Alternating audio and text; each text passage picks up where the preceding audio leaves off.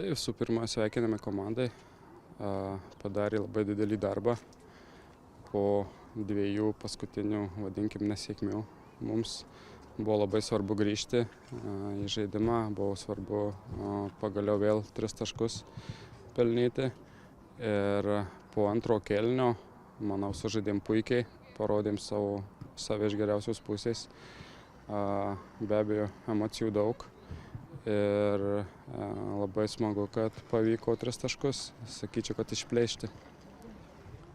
Paminėjote, jog antram kėlinyje puikiai sužaidėte, pirmajame buvote praradę persvarą, bet kaip patį žaidimą vertintumėte?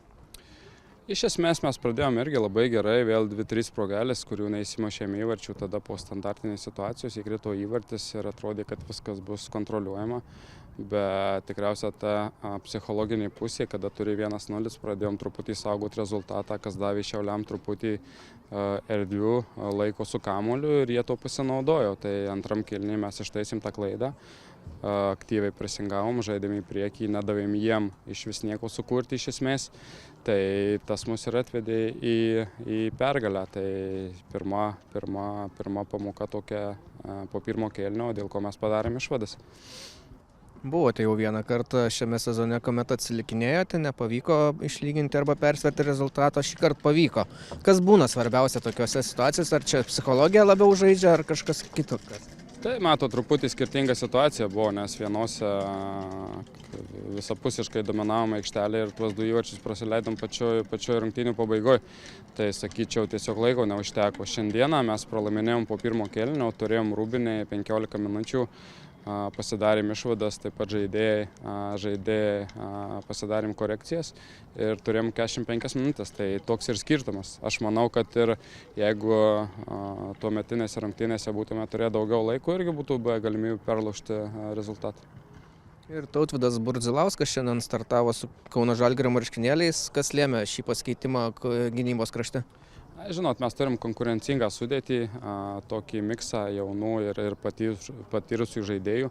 Tai visi sportuoja, tikrai intensyvios ir sunkios treniruotės, tobulėjom visapusiškai kiekvieną dieną. Tai nuolat atsitinka kažkokių mikrotraumelių ir kažkokių nesklandumų, tai visi žaidėjai pasiruošę, nesvarbu ar jaunesnis ar vyresnis, bet visi pasiruošę, ar kaip matė, Tautvydas darė tikrai puikų darbą, tik kaip minėjau, dėl tų mikro dalykų reikia kartais pakeitimų padaryti, tai iš esmės tik tos priežastys ir lėmė keitimus. Ir dabar sekanti dvikova prieš Vilniaus Žalgirį, vienas turbūt didžiausių turo rungtynių. Ko galim tikėtis? Aš manau, kad tikrai nebus lengviau, nei šiandieną buvo. Žinot, su Žalgiriu visada įdomu žaisti, visada sunkios rungtynės.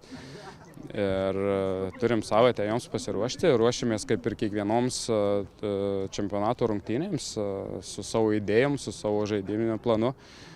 Stengsimės jiem pastatyti savo žaidimą ir matysim, kaip baigsis. Tai iš esmės šioj sezono stadijoje nemanau, kad čia reikėtų sureikšminti vieną ar kitą varžovą, kad jūs matot, pirmi turai pateikė labai daug staigmenų, žiūrint į rezultatą.